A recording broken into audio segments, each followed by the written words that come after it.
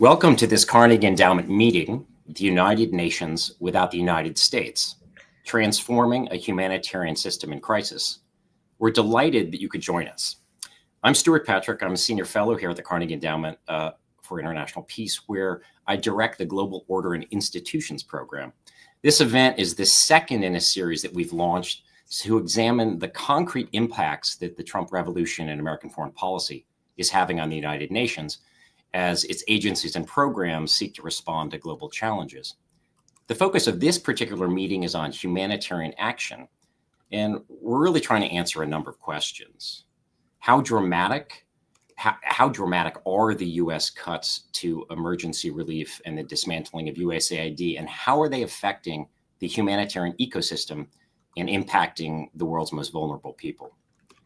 How is the UN trying to adapt to this? And also, what other actors, if any, might help to try to fill this gap?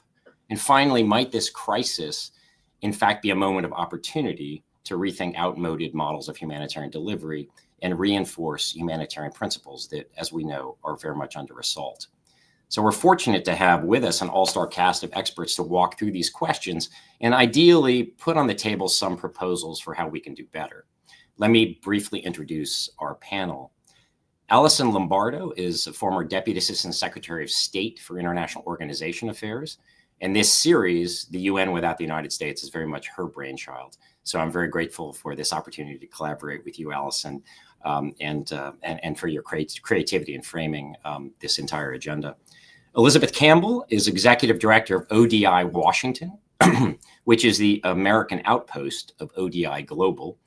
Elizabeth previously served as Deputy Assistant Secretary of State in the Bureau for Population, Refugees, and Migration, or PRM, as we know it. Mary Mwangi is Chief Program Officer of Inkomoko Group, which is a Kigali-headquartered organization that tries to leverage the catalytic power of entrepreneurialism among Africa's 44 million forcibly displaced people. Their talents are often untapped, and they typically remain at the margins of markets and financial systems, and Inkomoko tries to change that. My understanding is that Inkomoko means the source or the origin in the Kinyarwanda language, but Mary can correct me if I'm wrong. And finally, Jeremy Conondike is president of Refugees International. He was the head of USAID's COVID-19 response and earlier served during the Obama administration as the director of the Office of Foreign Disaster Assistance at USAID. We are also both alums of the Center for Global Development. What I'm going to try to do over the next hour plus is engage our panelists in conversation. We also want to hear from all of you on this call, so I invite you at any time to put questions into our YouTube chat. Toward the end of our session, perhaps at 12:15 Eastern Time, we'll try to address a few of the questions that you submit. Let me start with Alison for some level setting. I'm interested in what's actually changed in U.S. policy towards humanitarian action. I mean, USAID is obviously gone. Voluntary funding for many international agencies has been slashed, although certain things like PEPFAR, the President's Emergency Plan for AIDS Relief, apparently persist. At the same time, you've had Secretary of State Marco Rubio, insist that life-saving humanitarian assistance will continue. So what's actually going on as you see it in terms of the U.S. posture and the sort of funding of these portfolios? Sure. Thanks so much, Stuart. I think the important thing is to realize where we have started. So the United States has been the largest humanitarian donor for many years. In the last full year of foreign aid, it was $15 billion spent, and that's 40% of all global humanitarian assistance tracked by the UN, 40%. And starting last January with the freeze of foreign assistance, this began to crumble. By March, we saw 83% of USAID programs were cut. And that included a lot of confusing guidance about humanitarian assistance in particular. So separate from the development programs, there was supposedly a waiver for emergency food assistance. But defining that and getting the waiver caused mass confusion as the system, which puts out millions of dollars every month, was not ready to understand this unclear guidance. And we saw delays in projects, full stops of projects, and really the risks of hundreds of food commodities around the world sitting out there for spoilage. And so as that guidance took time to work out, there was months of confusion about what was emergency food assistance and life-saving and what was not. So the implementation of that started really in January, creating a large mess in the humanitarian aid structure of the United States. Over the next several months, as USAID closed, there were several major implications of this writ large. So first, on the humanitarian assistance side, as USAID was closing, it was clear that only a small team of experts would be moving from the development and humanitarian sphere to the State Department, where this work was supposed to continue. And so those folks were put into different bureaus on refugees, on global health, but then also mainly in the regional bureaus. And so instead of being grouped together, they were spread out across the department.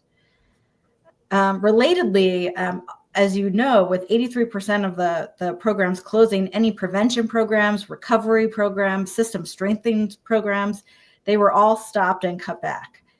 So while PEPFAR has restarted to some extent based on congressional pressure, the mass disruption in that health systems and health system strengthening, which undergirds the humanitarian system where you really get to the edge of an emergency, was very much weakened. Same on disaster risk and recovery. So the programs that were helping, particularly through UNDRR, were helping countries assess and prepare for disasters were weakened as that money stopped flowing.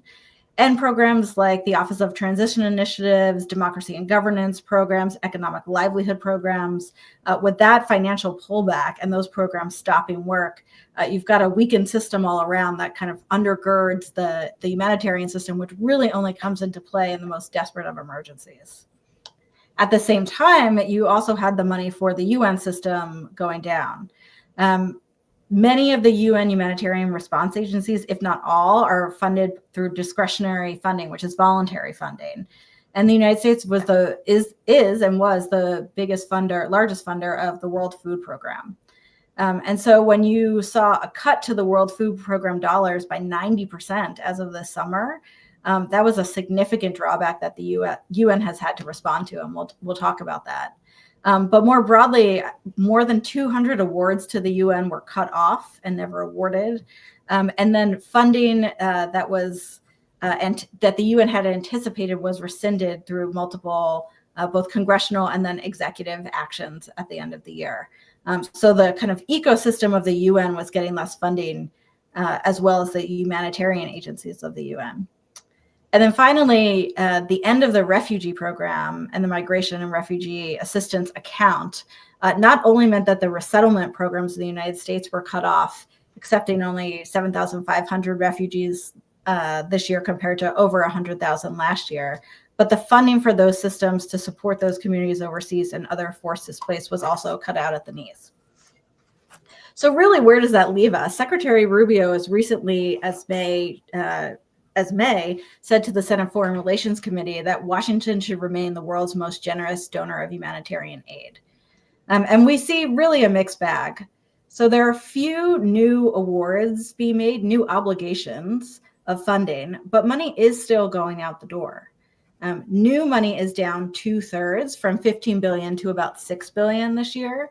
And we've seen the administration only make very few public announcements of that aid, mainly to the Gaza Humanitarian Fund and some Syrian communities, and most recently in November, $20 million for Jamaica. The outlays of money, which is this is a wonky budget difference, but the outlays of money this year is only down 10%, which means that there were commitments of funding, but the funding hadn't actually been dispersed by the US government that are still making their way to WFP, UNICEF, and other places.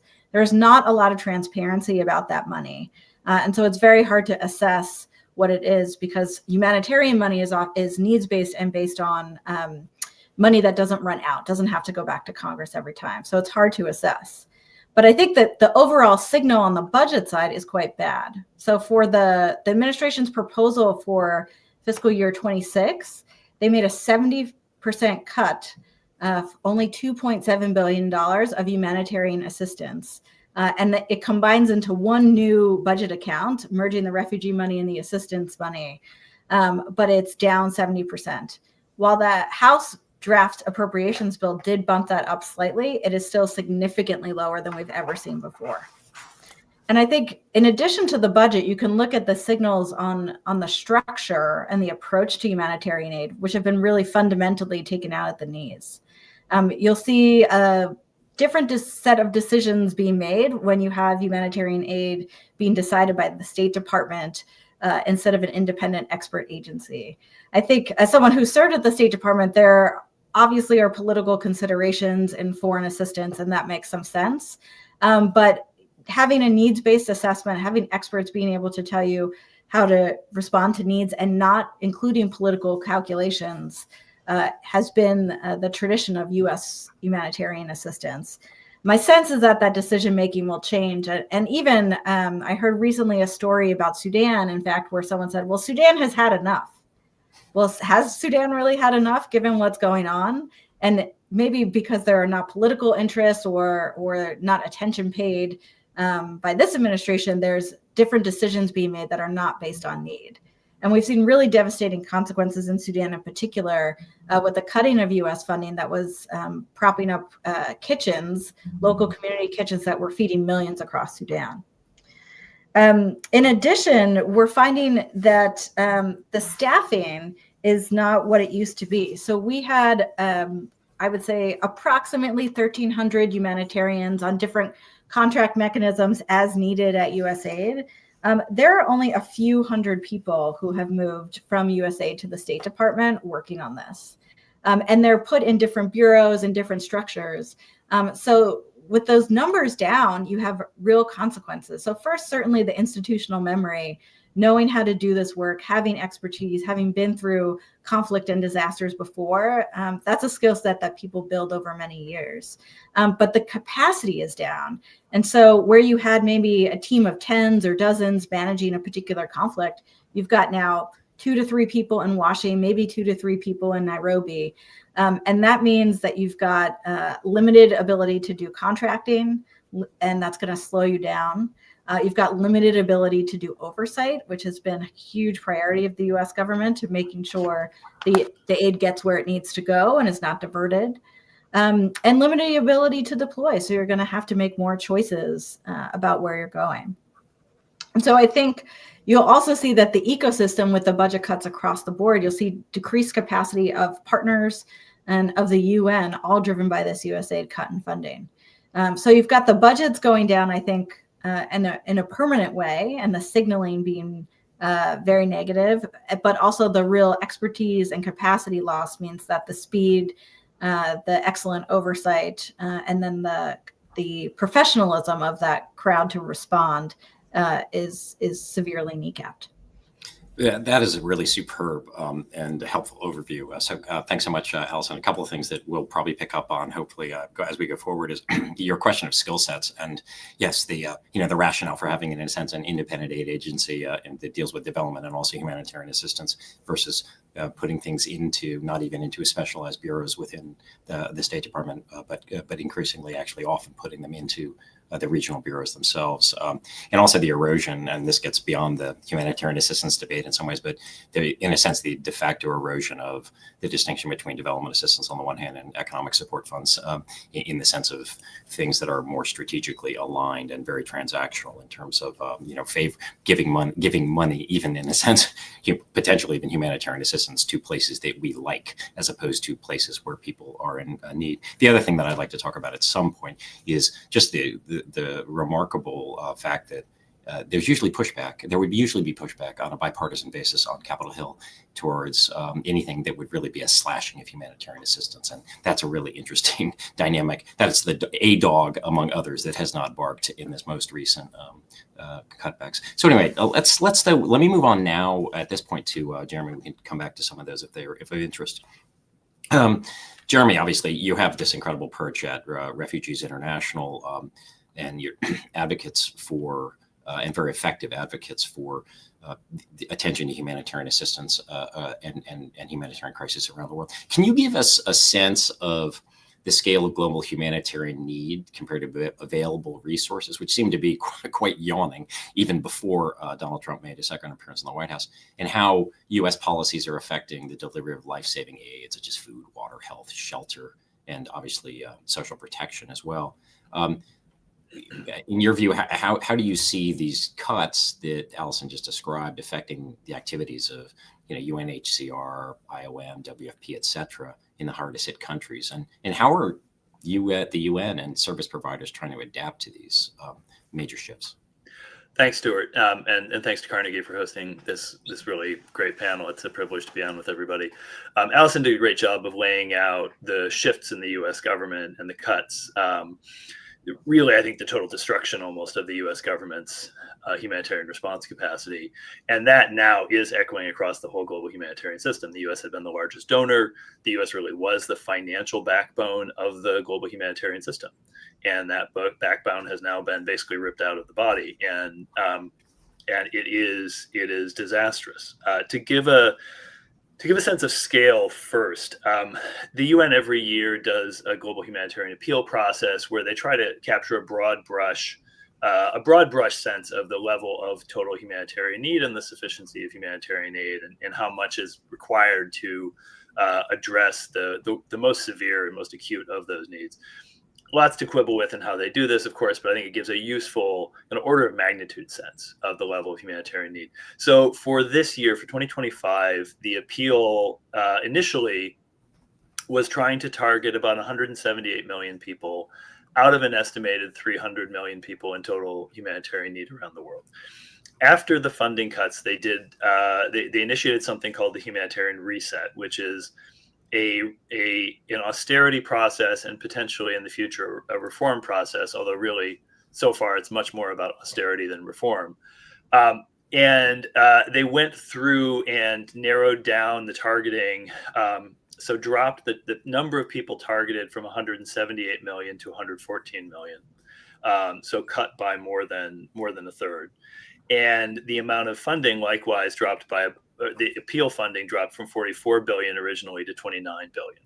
But that's just what they're asking for. The amount that they have actually gotten is even considerably less than that. And so the amount of total funding towards humanitarian appeals at this point against that $29 billion dollar target is so far about $11 billion. So it is just dramatically lower.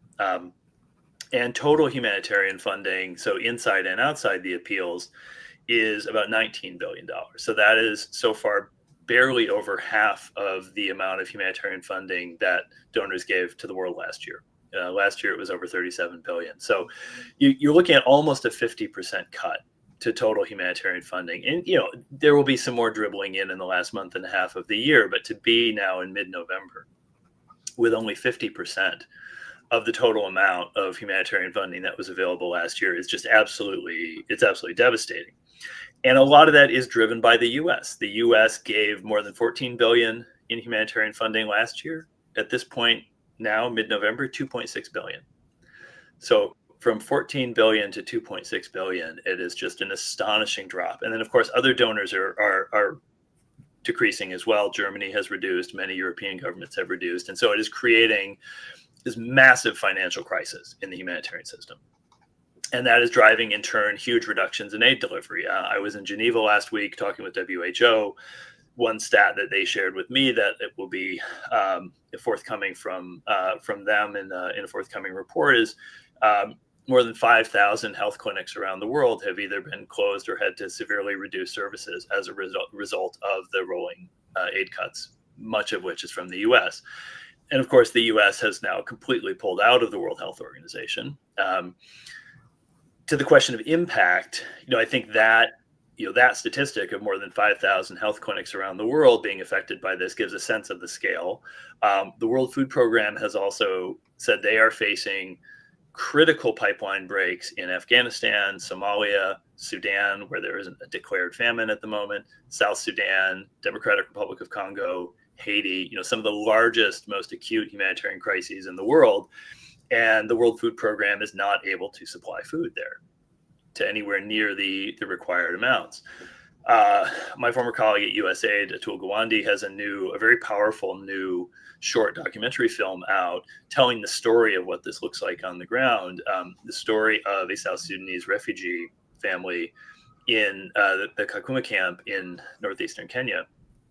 And the very, very sad death of an infant girl from severe malnutrition, because even in a refugee camp setting, there's a family that fled the war in South Sudan because they could not protect and sustain themselves there, and then they find they can't sustain themselves even in a refugee setting in Kenya. And so it's just been brutal, and there are many stories like that.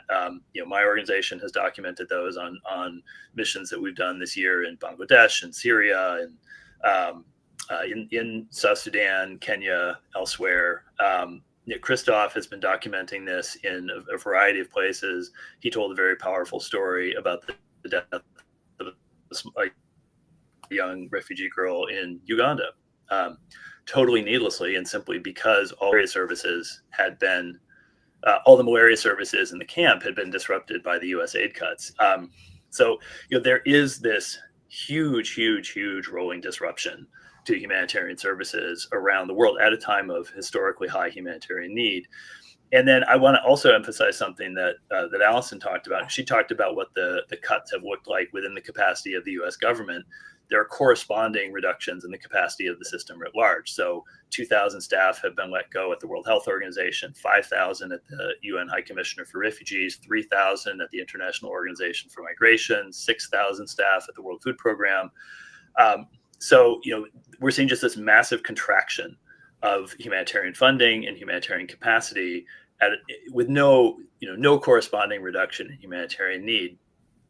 And then just kind of one last final point on this is refugee aid in particular has taken it hard from the U.S. The Refugee Bureau at the State Department has closed all of its assistance offices. It has almost completely stopped any refugee assistance anywhere in the world. In 2024, the last year under Biden, the U.S. gave, Elizabeth can correct me because she was there if I get this figure wrong, but about $2 billion to UNHCR. This year so far, according to the UN Financial Tracking Service, that's about $200 million. So a 90% reduction in U.S. funding to UNHCR from last year to this year. So it's just devastating across the board. Wow, that is highly sobering. And maybe when we, as we go forward, we can also, well, actually, I'll go ahead and ask this question to you, Jeremy. Has there been, with these cuts, I mean, there obviously is huge pressure on these agencies, just as there is on the UN Secretariat, and as well as obviously service providers who have, in a sense, been part of this ecosystem. Do you get a sense that within UN agencies that there's been enough time to have sort of thoughtful, meaningful, sort of strategic, weighing of trade-offs in terms of the nature of the cuts, or has the budgetary pressure been such that there just are kind of across the board slashing? I think in the initial phase it really was a lot of austerity and slashing just to get down to a number. It is hard. It's hard to give them their due. It is hard to be strategic when you have to figure out how to suddenly shed a third of your global staff. And I think what is needed going forward is not just a right sizing, but a kind of strategic realignment of the roles of UN agencies. I know we're going to talk more about reform later, so I have lots of opinions about that. Yeah. Up to this point, it's been mostly an austerity process, and I think what we need to see now is that kind of pivot to more of a strategic realignment of what should the UN's role be if its budget is going to be reduced for. I mean, it's hard to see this bouncing back in the next 5 to 10 years. So we're looking at a significant period where there's just less money. And I think that raises some more fundamental questions about what the role of the UN should be in that ecosystem. And as I've said, I said this to UN agency leaders in Geneva back in June, we're also at the same time making really overdue commitments to localized funding. which, if anything, means that the funding for UN agencies would need to shrink more to deliver on those commitments. So I think we do need a pretty fundamental realignment of the financing model. Super. Yeah, and we'll definitely get back to that towards the more to the tail end of the conversation or later on. Elizabeth, let me turn to you. And I guess the question is, okay, we have this huge hole, this huge financial hole, this big vacuum, and so it raises the question whether other donors or other actors are able or willing to fill the vacuum. At present, and Jeremy alluded to this a little bit, budgets seem to be going down across the board, and so the question is this a permanent downshift or something temporary? I should note that I was recently in a conversation about U.S. approaches to the UN generally. And the point was made that, yes, these are very large hits, particularly in voluntary funding, but it is not as if there's not a certain amount of wealth out there in the world, which, one can criticize the United States for not, in a sense, doing what one might imagine its fair share. But do you see others, in a sense, willing to step up to the plate? Could this be a momentary dip in sort of the overall pie, or is it, as people have said, that the UN and other agencies just have to get used to doing less with less? No, I'm very much in the camp that this is a permanent downshift, that the trajectory will not change in the near term or even probably likely in the long term. And, as Allison and Jeremy explained, as the U.S. humanitarian budget soared over the last 20 years, the United States contributions doubled, quadrupled. They were on a very steady increase. And while that was happening, sort of so-called traditional donors, or those who were making core voluntary contributions on an annual basis, it's not all black and white, but those were sort of steadily declining. And the U.S. funding became the system, and other donors, other actors became so reliant on the fact that year in, year out, the US budgets would go up. And they went up largely because of US engagement for security reasons, US engagement in foreign wars, right? It started with the war in Iraq, it continued with Afghanistan, went on to Syria, et cetera, followed by Ukraine. And there were a series of supplemental spending bills in the US Congress, onto which basically humanitarian program and humanitarian financing found a home and sort of hitched itself to. That was the catalyst. That was the political reason there was even an opportunity. Sure, there was some level of bipartisan congressional support for that, but it wasn't that the US Congress fundamentally was providing additional support to humanitarian work. So that sort of like long-term 20-year steady increase in US humanitarian support allowed other donors to kind of, give if they wanted, sometimes they gave, sometimes they didn't, sometimes they held steady. We've seen lots of sort of steady reductions in the past 5 to 10 years. And it was kind of unnoticed because the US was so dominant in its support and so overwhelmingly central, not just on the financing, but also on the leadership. And of course, the unique capabilities of USAID, its field presence, in almost every crisis in the world. It was just so overwhelming. And so European donors in particular, I don't think we're going to see them in the next 10 years increasing their contributions at all. And if anything, they will continue to follow the US. They will continue to decline for a wide variety of reasons. There's been sort of an obsession, if you will, in the last several decades to try to get Gulf countries in particular, not just to support the UN, but to do so as sort of a regular donor. I think we have overwhelming evidence that that is not going to be the case. Many of them do give funding. Many of them are involved in humanitarian crisis response. That will continue.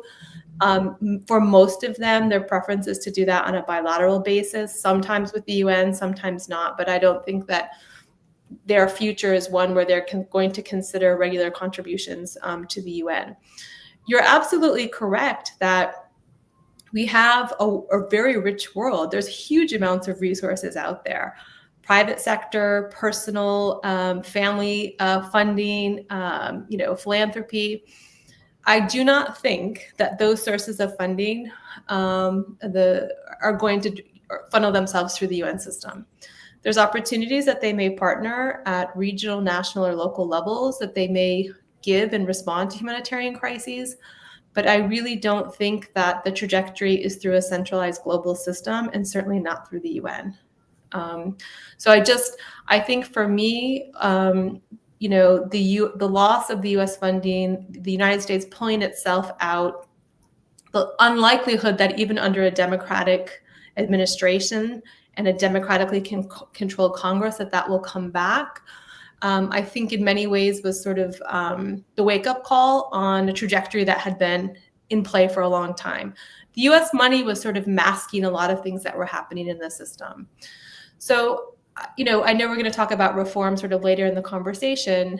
I think, as Jeremy said, and I expect as Mary will speak to in a moment, it does provide opportunity and openings to do things differently. There is money out there. It can be channeled in new and different ways with different types of partners that really gets that impact. And I think that's where the name of the game will be going forward. Can I guess have one follow-up? That's an extremely helpful overview, and it has to do with, in a sense, non-traditional donors or non-OECD DAC Development Assistance Committee donors. Obviously, when it comes to the United Nations, the U.S.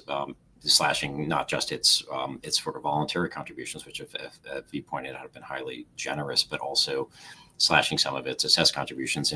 That on the assessed front, China now emerges as the largest, in a sense, the largest shareholder, or at least the largest contributor to the United Nations. But my understanding is that the Chinese are very reluctant to spend much when it comes to voluntary contributions. Are they an active player at all in the humanitarian space?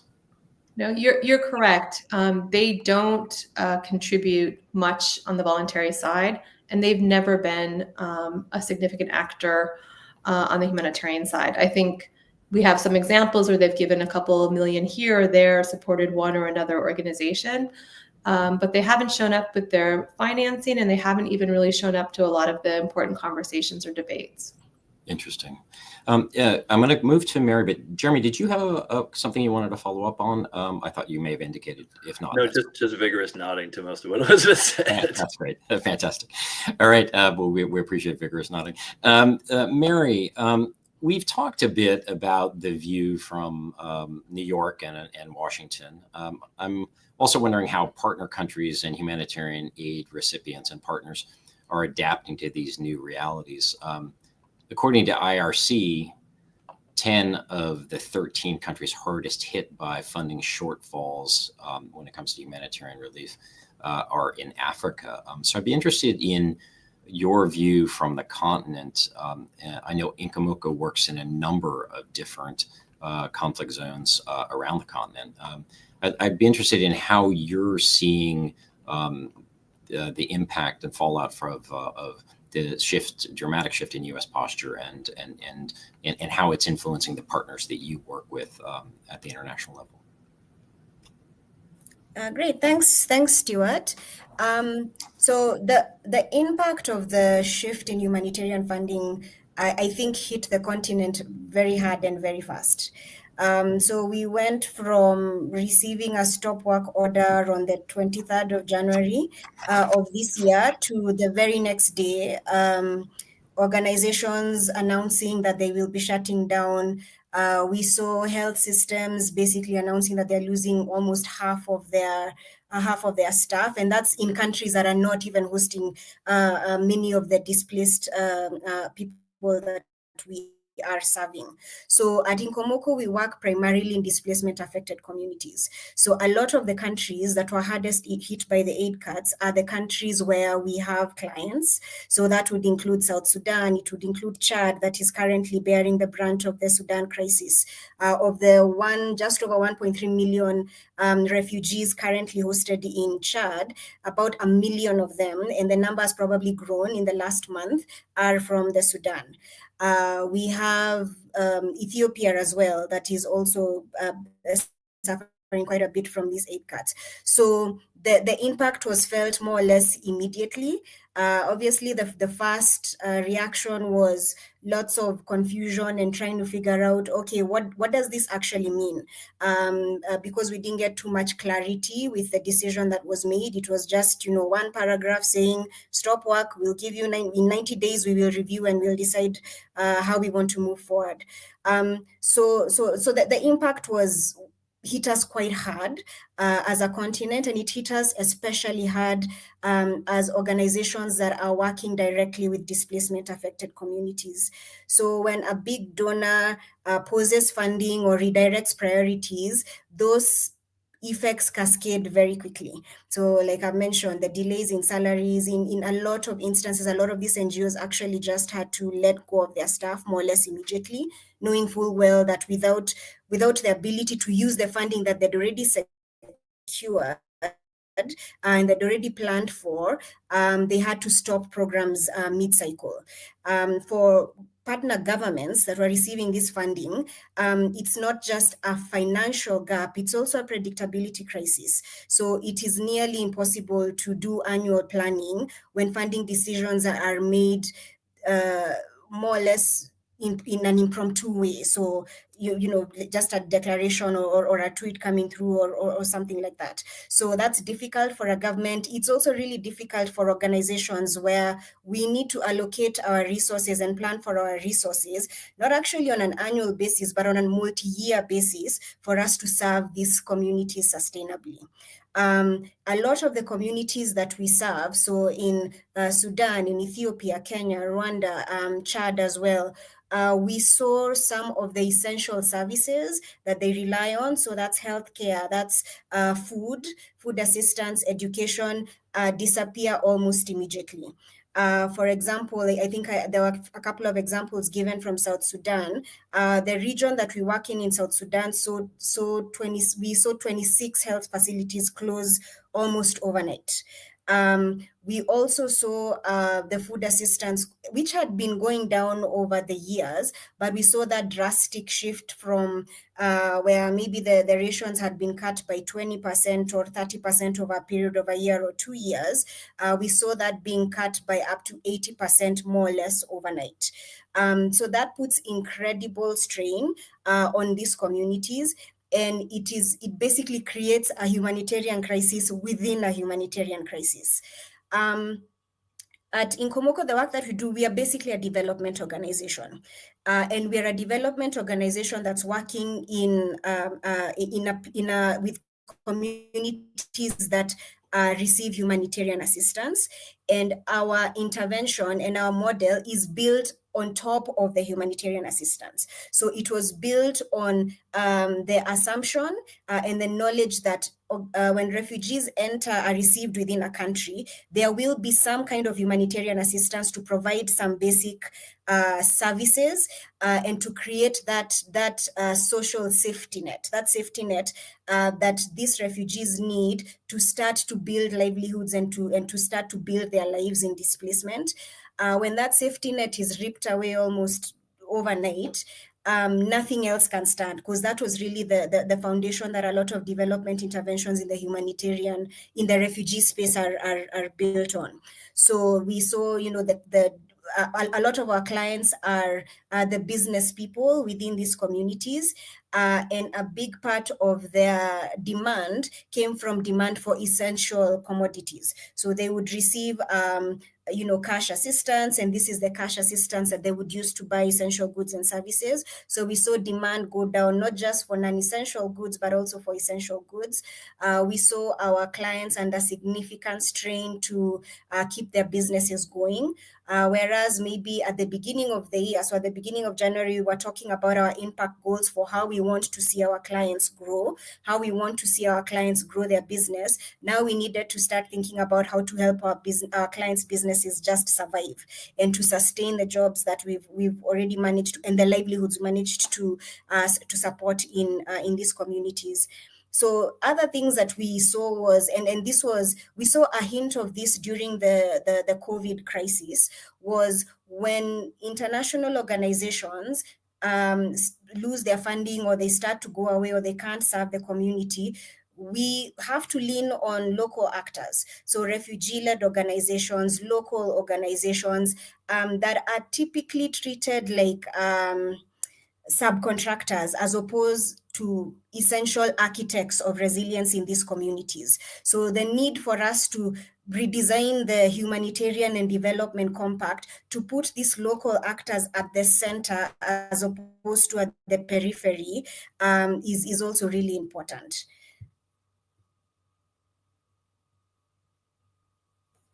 Perspective. If that's a really invaluable perspective on what the just the local reverberations. There was talk about how the implications of the dramatic cutbacks are sort of channeling throughout the entire system, and just how far-reaching some of these impacts go. And we'll talk a little bit more about how this influences Nkomoko's model of humanity, in a sense, trying to link, as you said, you're a development organization, about how it impacts your efforts to link humanitarianism and development and into sort of sustainable recovery. Has always been an ongoing challenge for the humanitarian sector. So we look forward to returning to that topic in just a minute. I want to move to Jeremy again and dig in a little bit to what some of these changes and challenges mean for the future of humanitarianism. I mean, it's obvious that the UN's humanitarian role remains essential, whether we're talking about massive needs in Gaza, where the conflict may or may not have ended, but certainly the humanitarian needs are just monumental. The resurgence of genocidal conflict and displacement in Sudan, the aftermath of the Syrian civil war, or the continuing grinding wars in Ukraine, Somalia, South Sudan, Myanmar, and elsewhere. But the political and financial landscape, as we've just said, is really seems to have been fundamentally changed in ways where, as we've heard from Elizabeth, we might not be going back to where we were. So I guess the question is, what is the future of this ecosystem without American leadership? And should we just accept the fact that we've entered an era of diminished expectations for the humanitarian enterprise? So any thoughts you have about how to navigate this specific moment and perhaps what we can do better? Yeah, I tend to think of this around 3 Ps. I think we need to protect, we need to preserve, and we need to pivot. Protect meaning as much of the life-saving service delivery that the humanitarian system can sustain must be sustained. And I think the point that Mary made about working more through local structures is a really important part of that. So vital to sustain those services that frankly just millions of people depend on to sustain their lives. We need also to preserve some of the core institutions that do that. I think the funding cuts are potentially existential, probably not for UN agencies. UN agencies will survive. They'll be damaged and diminished, but they'll survive. But a huge number of NGOs, and particularly local and national NGOs, could simply go out of business because the funding is drying up. And that would be a huge loss of capacity, huge loss of institutional knowledge. So we need to preserve as much institutional capacity as possible over the next few years. I do believe, I'm not quite as pessimistic as Elizabeth. I think it will come back. I think funding will bounce back. Look, this system did not come out of nowhere. It evolved in response to rising needs for a reason, and the sort of dramatic increases in humanitarian funding that Elizabeth rightly pointed out, those didn't happen in a vacuum. Those happened in response to drastic rises in global displacement and humanitarian need over the last 15 years. So I am a little more optimistic that this period of total austerity will pass, but I think we're going to be in it for 5 or 10 years. It's not going to be an immediate recovery process, and sustaining as much as we can of the core institutional capacity and expertise of the humanitarian system through that period is going to be really important. And then, but then pivoting, the third P there is crucial. What is preserved should not look, and what comes out the other end of this should not and must not look like where we were 2 or 3 years ago.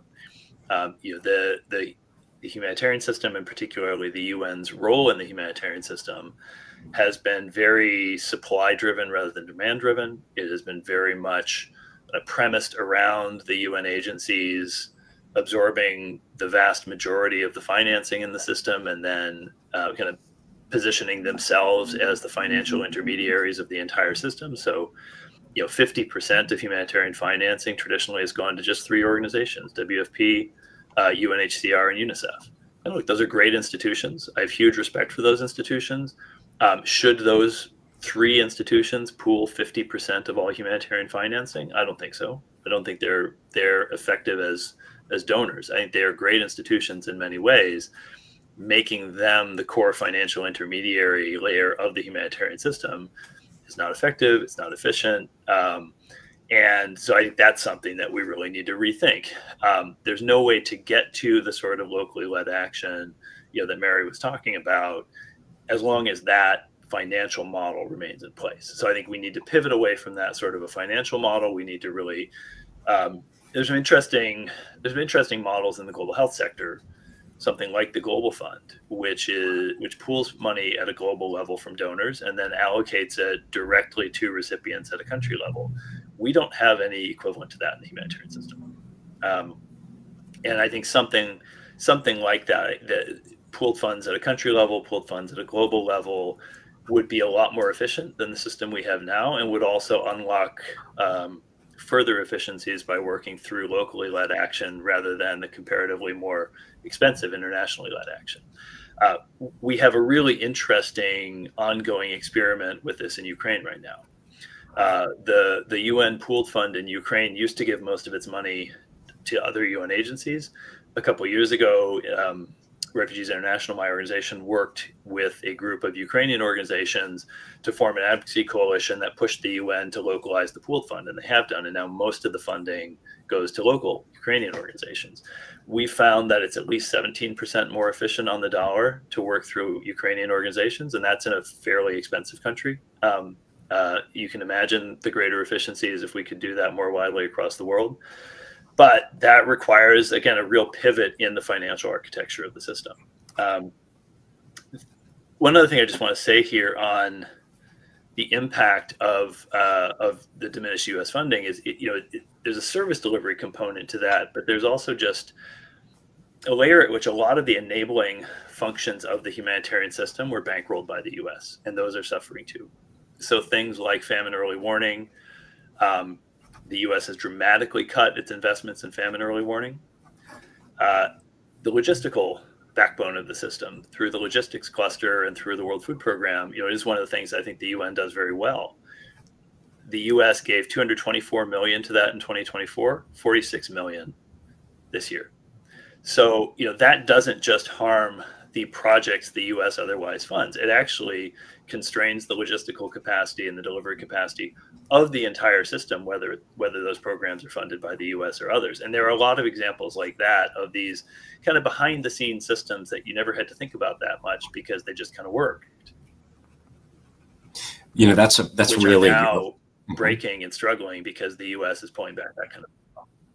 Yeah, no, I think that point of the fact that the United States, as in so much, had done, and in other sectors as well, had basically created sort of sinews of managing, in a sense, globalization, but in this case, creating a network that was in a sense a public good, didn't FuseNet, that you mentioned, and then suddenly to pull the rug out from under that.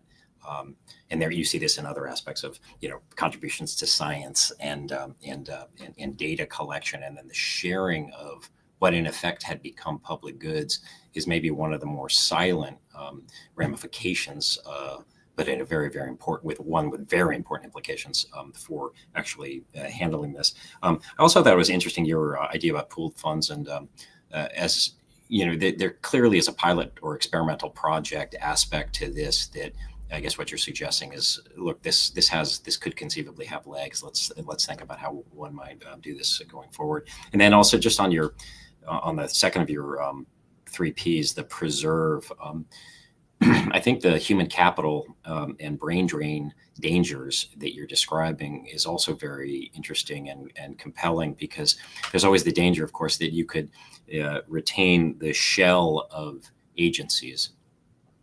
And in a sense, they persist like zombies, but they're not necessarily, if it doesn't have the brain power, the gray matter that has been built up in the institutional memories, to actually be able to function once these things are conceivably revived, then you're going to have a time lag, and you're going to have to do a lot of learning all over again. But go ahead. And I don't mean to say we should preserve every single institution. I think there's a lot of room for consolidation and streamlining. You know, we all know that there's been a fair amount of duplication of functions in the system, and so now should be a moment to streamline and merge some of those as well. Got you. Yeah, let's, Mary, I'd like to come back to you. I guess I'm wondering what rethinking is needed if the future of smaller budgets is here to stay. I know Incomoco, as I mentioned, focuses on entrepreneurship. And I wonder if, I mean, obviously you have also partnered with international agencies and are also feeling this sort of funding crunch. But I'm wondering how people often have turned to the private sector for development solutions, for instance, and that there's been a lot of hope in the private sector. I'm wondering, what are the enabling conditions that you see for the world to leverage private sector dynamism and the often really impressive human capital of displaced populations? I mean, these are not people who don't have skills, and there is entrepreneurial spirit and entrepreneurial possibilities. Can you give us a sense of how you see can we place hope in the entrepreneurial work that Incomoco does in the absence, even in the absence of the funding levels that we've seen in the past? Sure. So my perspective on the future of humanitarian aid is somewhere between Elizabeth and Jeremy. I think we've gone through the 5 stages of grief with this situation, everything from denial, and I think we've finally come to a place where there's acceptance. There's acceptance that the era of perpetual, humanitarian budget growth is over. That is uncomfortable, it's scary, but it's also clarifying.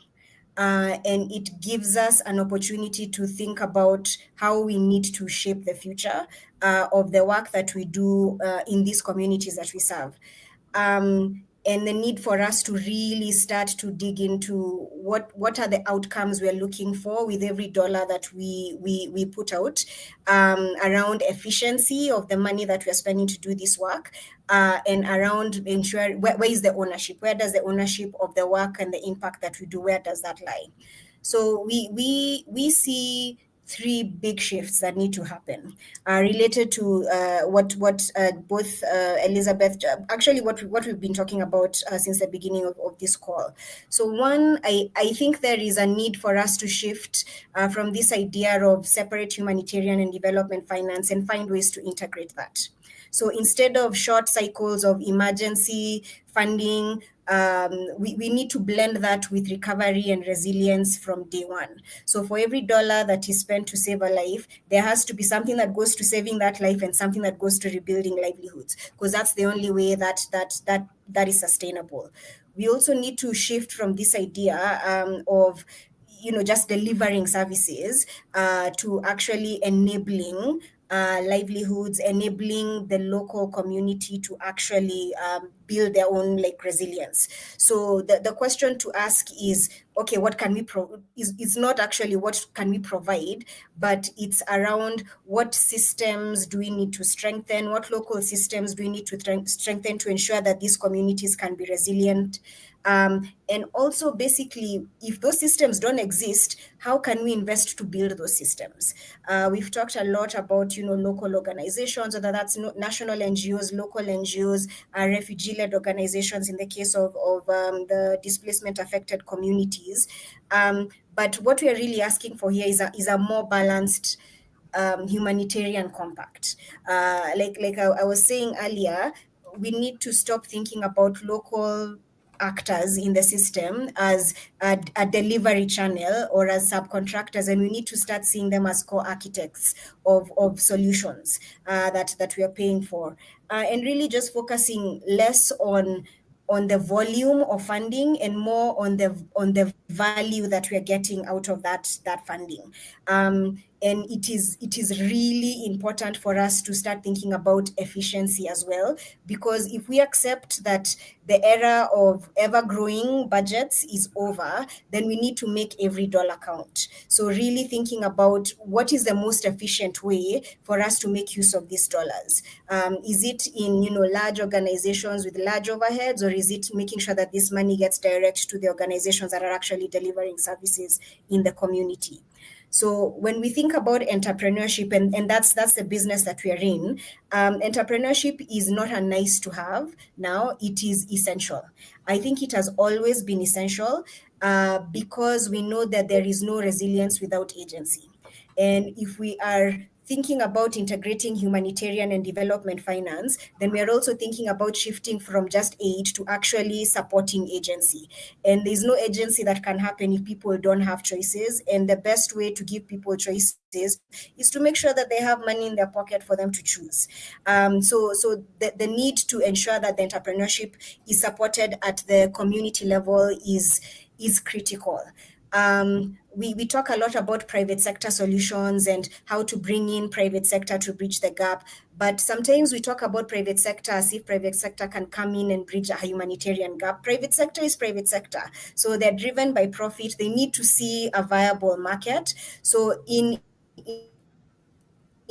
the investments that we are making with the ever dwindling dollars that we are seeing coming into these communities, those dollars need to be directed to ensuring that we are creating an enabling environment in these communities, not just for the people who live in them, but also to attract private sector by building infrastructure, making these markets attractive, because the markets exist because there are people, but the markets are not attractive because, for example, in Africa, most refugee settlements are somewhere in the middle of nowhere, a place where there's literally no road. There's like one airstrip run by the UN.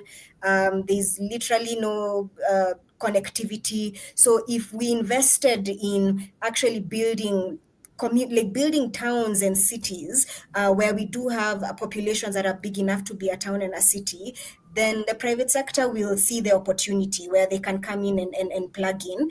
And in a lot of instances, because these communities tend to be so isolated, people from private sector don't even know that these communities exist. Kakuma, that was mentioned earlier on this call, is actually the 10th largest town in Kenya by population. There is virtually no one who is not working in the humanitarian space in any of the organizations, any of the private sector companies in Kenya that would ever see a need to go to Kakuma, because nobody knows that there's a market that big out there. So I think, and also just thinking about the value of making an investment that has both the life-saving objective, but also has that resilience objective and the agency objective. I'd say something like $550 invested in an enterprise in Rwanda, a micro enterprise in Rwanda, in the form of skilling and a microloan, can actually result in 2 or 3 additional jobs created that are sustainable for a period of at least a year. That is a multiplier effect that humanitarian assistance alone cannot beat. So entrepreneurship is not a luxury. I think it's core to the resilience strategy that we're talking about, and it's core to the future of a lot of these communities. That's really fascinating. Thank you so much, Marianne. I just the emphasis on agency is somewhat reminiscent of some of the debates about, in a sense, decolonizing development as well. In a sense, I think focusing on the agency and the entrepreneurial capabilities and interests of many of the people who are actually in refugee community and displaced IDP communities, which can be leveraged as long as there are some ways of linking the folks who have those talents to to markets and also, financial instruments, which I know that is quite at the heart of the work that you do. I want to move to Elizabeth and continue broadening the conversation to the bigger picture and beyond, in a sense, incremental reforms to mobilize funding on the one hand, or even to rationalize UN agencies, because there's a lot of talk about that, and we can, of course, continue that to think about. This is being done, I know, or considered in the development field in response to some of the cutbacks. But it's not as if the world's humanitarian architecture and models were all hunky-dory and moving smoothly before Mr. Trump came back for a second time.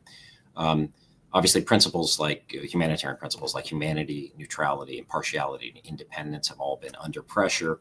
Humanitarian access has been a perennial issue particularly in situations where conflict is ongoing, with the different belligerents acting as gatekeepers and turning humanitarian assistance into political tools. So there are a lot of problems already, and there are many others. How, in your view, does the humanitarian system need to change, and in effect, can it? Are there ways to leverage this crisis to advance humanitarianism in a way that's more politically resilient, more locally grounded, as Mary just said we need to, and effective and accountable? A big set of questions for you, but if you have some initial ideas, that would be wonderful. Thanks. Thanks for the question. I think it's a really excellent one. And I want to build on what both Mary and Jeremy said in terms of reforms and solutions. I largely agree with all of their points. And if I have optimism and faith, it's in the work that organizations like Incomodo are doing and many others. I know both Mary and Jeremy believe, as I do, that the agency, the capability, the talent, the know-how, it's all there. And that's the exciting part about this moment. And it needs to be empowered. It needs to be unleashed, locally led, globally supported. And I think many of us have been saying that for a long time. And I think many of us want to be part of that solution set. What I want to focus on in response to your question is something where I think the UN does have a central role that we need to think very hard and very seriously about. And that is on the normative side. You spoke about the basic humanitarian principles that historically have underpinned the ability for any actor, local or global or national, to work in a conflict zone to protect civilians. This is something that I think we need to speak a lot more about when we start talking about humanitarian reform. The financing, there's a lot of innovation out there. There's a lot of stuff happening at regional levels. In some ways, I'm a little bit less worried about that. We have lots of money in this world. There's a lot of smart people who are going to try to figure out how to get that to the people who need it. I'm more optimistic about that. I am deeply concerned about where we are going to forge a new consensus among the most powerful states on agreements around how they are going to constrain their own power in cases of conflict. The rules of war are not about stopping wars. The rules of war are about constraining power and exercising certain protections against civilians. We need to be having this conversation at the center of every conversation we're talking about humanitarian reform. You mentioned Gaza. There is no other place on the planet that shows what can happen when powerful states do not in any way refrain or restrain themselves. Not one area in Gaza, not one civilian in Gaza has been protected from the impact of war and conflict. There has been a no-go. Nothing has been considered sacred. Not a group of people, not a particular place, not a building, not an institution, nothing, not a school, not a hospital. Nothing has been protected in that conflict. And when I look around, among the many, many egregious things that have happened there in the last couple of years is the fact that the most powerful in the world seem to sort of be saying, meh, the protections, civilian protection, the protection of civilians, restraint of powerful in war, the Geneva Conventions, how we execute wars, that doesn't seem to matter at the moment. This is the most fundamental failing that we have. And until we figure out how to rebuild a consensus among the most powerful actors on this planet about how they are going to agree to constrain themselves in war. I'm not even talking about preventing war here. I'm just talking about constraining ourselves in war. We have a major problem.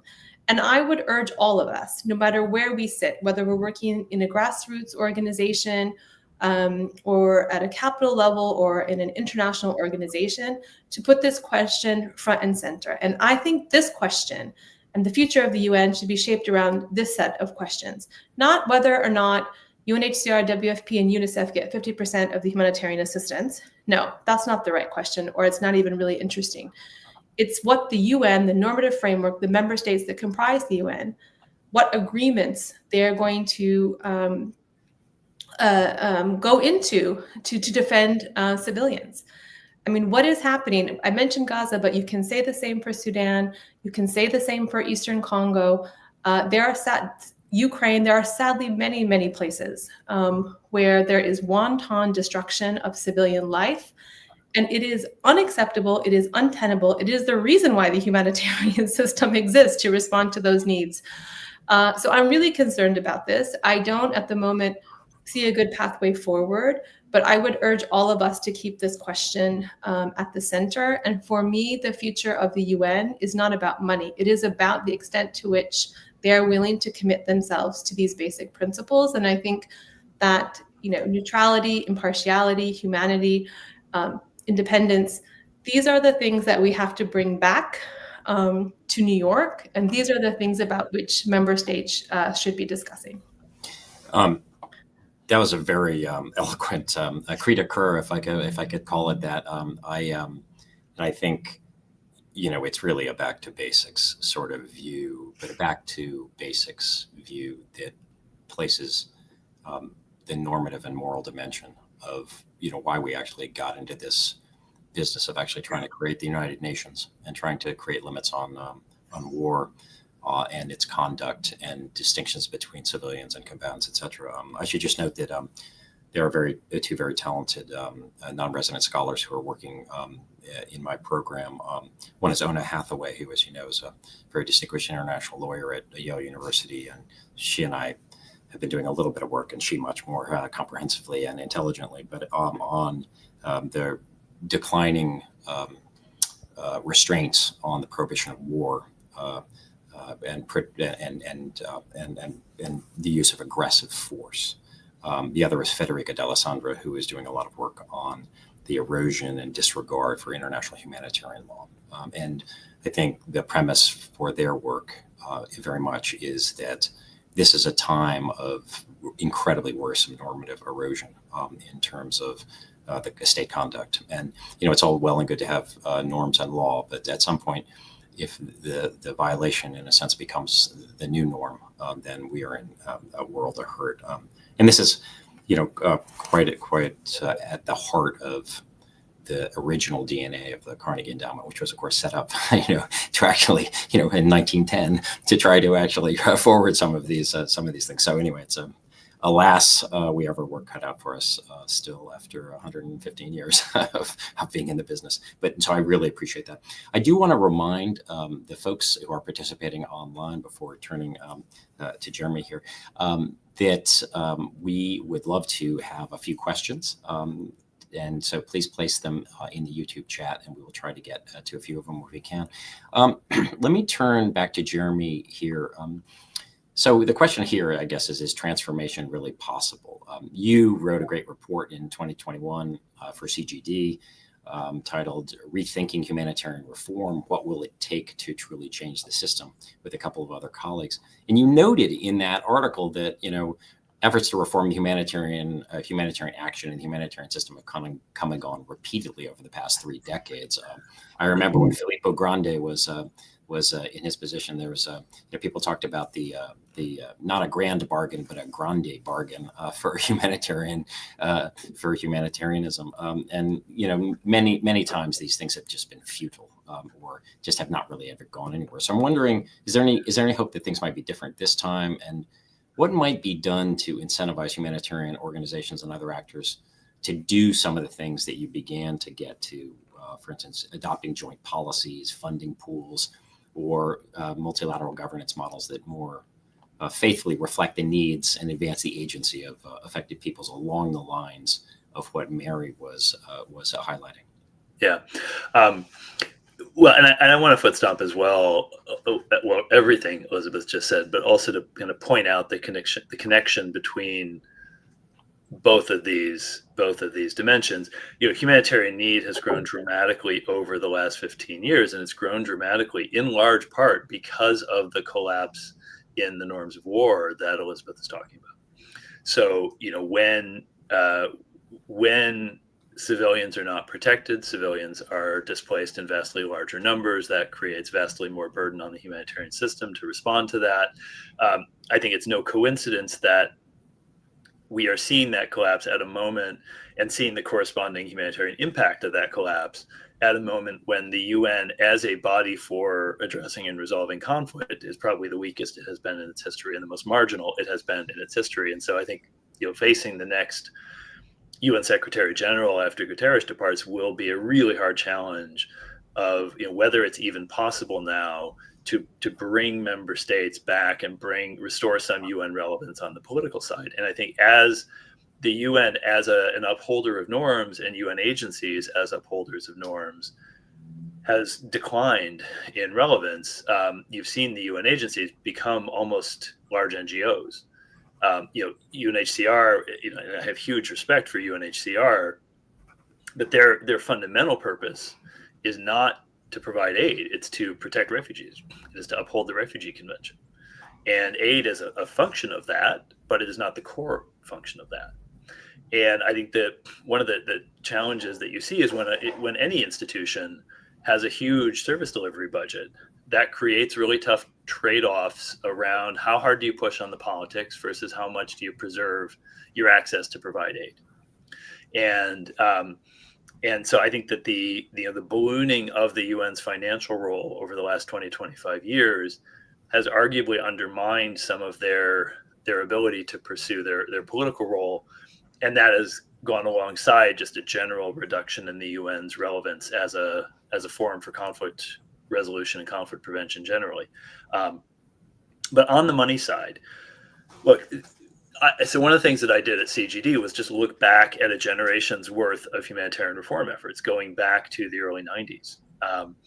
And what's really striking as you read each of those is over and over you see the humanitarian system committing and failing to the same things. There is a report that came out after the tsunami, the Indian Ocean tsunami in 2004, 2005, that says never again, and a forward by Bill Clinton in this report, never again should the humanitarian system come in and push local actors aside. We need to uplift, and that's 20 years ago. We committed the same thing. So that then prompted a major wave of humanitarian reform in 2005, which didn't really deliver, which prompted then something called the Transformative Agenda in 2012, which didn't transform much of anything, which prompted the Grand Bargain in 2016, which has proven to be neither grand nor much of a bargain. And now we're almost 10 years on from that, and we have the humanitarian reset, which is, if you read the language of the humanitarian reset, it's all good, sounds good. Sounds extraordinarily familiar to everything that the system has been committing to for the last 20 years. And so I think what we have a tendency to do in the humanitarian sector is approach these reform processes as if we just need to change a recipe. It's a technocratic fix. If we can figure out the right technocratic fix upstream, then the system will change. And what this really is about is not just a technocratic design question. It is about where power sits in the humanitarian system and what the financial incentives are that shape how that power is used. And it all at some level comes back to money. The places where donors choose to put their money are the places where power will reside. And where that power resides, it will try to sustain itself because that's just normal bureaucratic behavior. So I think if we want, and this is much of the work that my team led at CGD, and to give a shout out to them, Patrick Saez and Rose Warden had a very, very major hand in the report you referenced. But what we argued there is ultimately, if we want to see change, we need to change the financial model. We need to change how the money flows. And if you change how the money flows, then you begin to also shift power. And when you shift power, only then can we begin to deliver on some of the more aspirational shifts that we've been committing to for at least 25 years. So I think some of the ways to do that, I think some of the pooled funding models that I talked about earlier are really important. But fundamentally, the UN has kind of become the funding recipient of first resort for humanitarian financing. And I think we need to get away from that. I think the UN, yes, the UN has a super important role, but the UN should not be the default financial intermediary layer of the humanitarian system. I think we need to rethink that financial intermediary layer, look at some different, more creative models that would not concentrate so much money and so much power in the hands of a few agencies. And then in the process of that, hopefully also enable those agencies to get back to some of the basics of their original core mandate, which I think sometimes can be hard to reconcile with also having a large service delivery role paired to that core mandate and being the custodian of the mandate. Super. Thank you so much, Jeremy. We've got a couple of questions in the chat, but I wanted to give Allison a chance, if you want to take it, to jump in on anything that you've heard that stands out to you now. Sure. I'll do a quick recap, but one of the things I wanted to add is that I think there's a question about U.S. both financial but also political leadership on this, which remains unanswered. So in the past, as the largest donor, the United States did throw its political weight. Maybe the attention span didn't last very long, but there was some changes that were made because the U.S. and USAID funding made changes. And so if that's not happening on the financial side, it's unclear to me who will take up that mantle to drive this instead of just having kind of UN agencies and others muddle through at a lower funding level. And similarly on the normative question, I mean, I think Elizabeth put her finger right on it, is that the most powerful states, particularly the P5, but also others, are not necessarily holding up the norm. So if that then becomes less important, what other voices are in the system that are going to do that? And I think you've seen developing countries and others start to ask questions about the charter, ask questions about the system, and start to prod on some of these things. But there isn't a fulsome path forward yet. So I think we are in a bit of a difficult moment where the traditional, whether you want to call it rules-based order or the systems that have been set are not going to come back together with U.S. leadership. But a few things I heard was that, with this 50% cut of humanitarian funding and the logistical backbone really cut out, we've seen an austerity process take place, but we really need to move more dramatically to fundamental realignment. And whether there was some debate of whether this is a permanent shift or going to reverse even just slightly, but at least the moment has been really clarifying that something needs to change. And Jeremy's protect, preserve, and pivot 3 Ps I think was very helpful. We discussed several ideas about entrepreneurship and local agency and local actors being the architect of solutions, and whether you do that through pooled funds, through private sector, the locally led and globally supported seems to be the consensus of this group. And then we talked a bit about the normative role and what UN agencies should or should not be doing, what member states are doing, and how to bring that normative side back to the forefront. So I think both the budget and the political questions still remain very much on the table, but this was a lot of good direction. Thanks so much, Allison. That's a really helpful summary of some of the points that we've had. There's 3 questions in the in here now, and I think that let me read them. Let me read them and perhaps assign them. The first one, and I might assign this to Elizabeth, which is, would a more multipolar, that is not U.S. dominated or led humanitarian ecosystem end up eroding core norms like neutrality and impartiality? And to what extent has the system historically stayed true to those core principles? Let me ask the second one, if I can, to Jeremy, and others could weigh in as well. If the new humanitarian Compact aims to streamline operations, how can it avoid centralizing power too much in New York and Geneva at the expense of local actors in crisis settings? How can we craft a more efficient system that still delivers to those in need and is in touch with local needs and realities on the ground? And then let me ask Mary this one, and again, others can weigh in.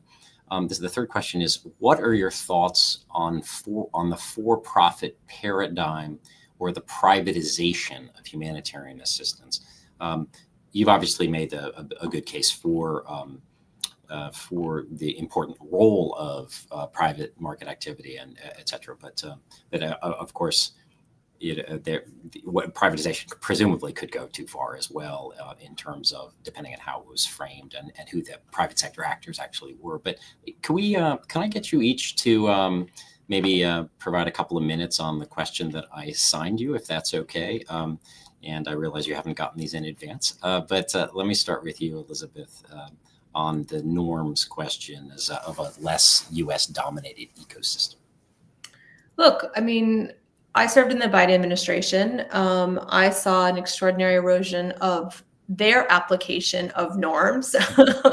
And so at the same time, I have seen the United States proactively support, protect, advance norms. I've seen them do extraordinary things when it comes to protection of civilians. I've seen them restrain their own application of power. I've seen them take serious and senior steps to think importantly about how to more effectively deliver humanitarian assistance, how to reach civilians. At the same time, the United States itself, at the apex of the system, there's multiple examples where they have cast aside those norms. And again, the most obvious example was their role in the most recent conflict in Gaza. So what does it mean? Does it mean that in a multipolar world, somehow the erosion of humanitarian principles and norms will accelerate? Look, again, those norms need to be upheld by those who have the most power, who are willing to agree to constrain their power and to exercise it differently in war against civilians. That is the most important agreement that we need to secure if we want to have a better and different outcome for civilians. I am favorable to any government or any entity or center of gravity or power who can advocate, persuade, compel, convince that we need to live in a world where international cooperation includes respect for those norms. Whether it's a hegemon or a multipolar world, it doesn't matter to me. Like, those principles have to endure. One thing I just wanted to say about sort of this question of multipolarity and sort of localization. One thing we all have to be extremely careful about is, at the center of humanitarian assistance is that it is provided on the basis of need and need alone and not political affiliation, religious or ethnic group. I do worry a lot that we are moving into a period where lots of kinds of actions will take place that will be considered or counted toward humanitarian assistance that will be highly, highly political in nature. That may happen from the global, the United States may be part of that, other powerful states may be part of that, but also local actors can also be a part of that. If money is sort of thrown around and exercised in ways where there isn't the same commitment to the principles that we've been talking about, all kinds of non-humanitarian, let's call it that, activity can take place. And the humanitarian experience is rife with those examples. We have lots of those examples. Again, our very recent example coming out of Ethiopia, where we had widespread diversion of humanitarian assistance. And I can think back to previous examples in Somalia where the humanitarian system was working in sort of a remote way from Nairobi with very little oversight of what was happening. And those systems were being diverted and abused and for non-humanitarian purposes. So I think we all have to be very careful that, again, when it comes to the kind of effective outcomes that Mary was talking about, it's not really about the quantity, it's about the quality of assistance, how that money is used for value, who's using that money, broad accountability. These principles, wherever we're working, however we're working, they still have to be at the center of the work, or it's not humanitarian. Then it's just sort of political work trying to achieve different or other political outcomes. Superb. Thank you so much, Elizabeth. And the reminder to maybe pay attention when it comes to the United States, actual behavior versus rhetorical rhetoric, and also the assumptions of benevolent American hegemony maybe need to be revisited at times, particularly when it comes to this field. Jeremy, can I turn to you on the question of the Humanitarian Compact and this dilemma between the local realities, et cetera? Yeah, I think there are some really interesting lessons from what's happened in Ukraine over the last few years. So that could apply more broadly globally. So the pooled fund in Ukraine used to allocate its funding largely based on mandate rather than on frontline delivery capacity. And that is still how, at a global level, the humanitarian system allocates funding. So most of the funding that is put forward in the global humanitarian appeals is the lead agencies for a given area, like WFP when it comes to food, or UNICEF when it comes to water and sanitation, asking that most of the money for that sector go to them and their programs.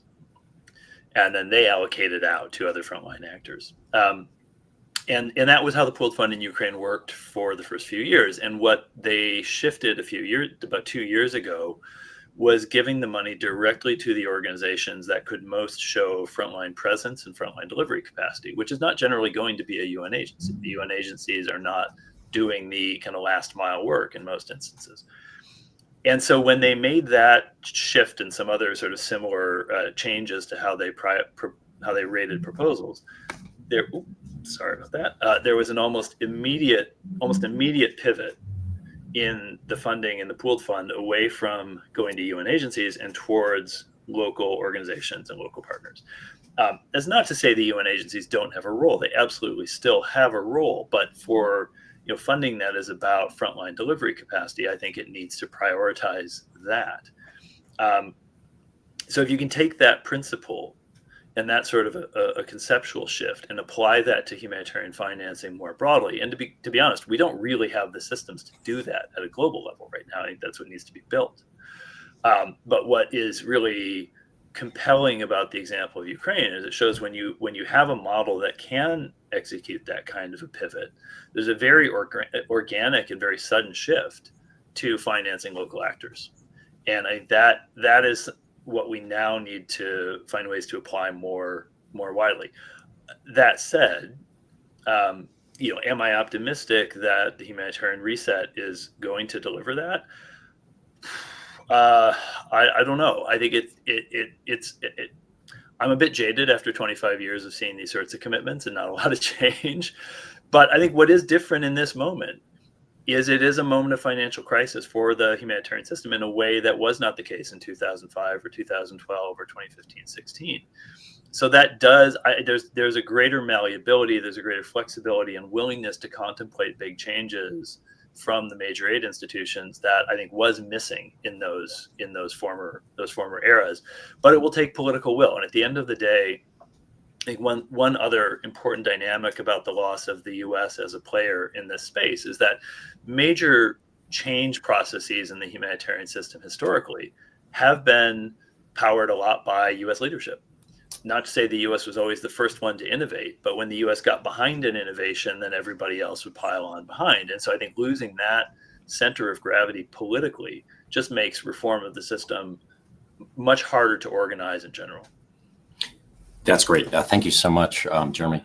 We've only got a couple of minutes, Mary, but I did want to get your thoughts on the the for-profit paradigm and the privatization of humanitarian assistance work, just based on your own unique experience with Okomoko. Great. I think this is an interesting question, and it kind of made me sit up in my seat when I saw it. The thought of privatization of humanitarian work is interesting and scary in many ways.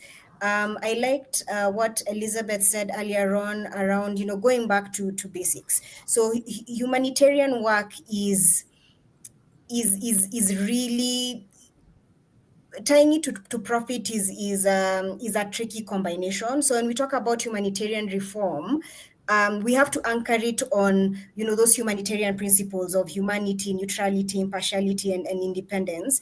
And these aren't just like ideals for the system, but they are ethical guardrails. And ensuring that we can keep humanitarian action distinct from politics and profit is central to protecting the most vulnerable. And with humanitarian action, we are talking about the most vulnerable.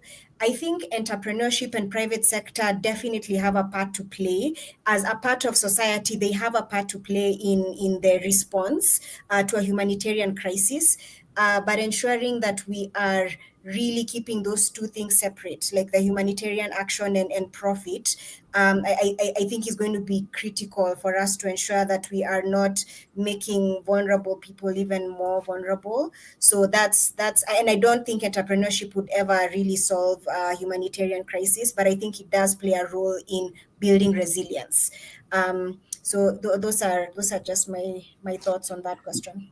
No, that's wonderful. That's exactly what we needed. I want to thank all of you. Mary, thanks so much for joining us.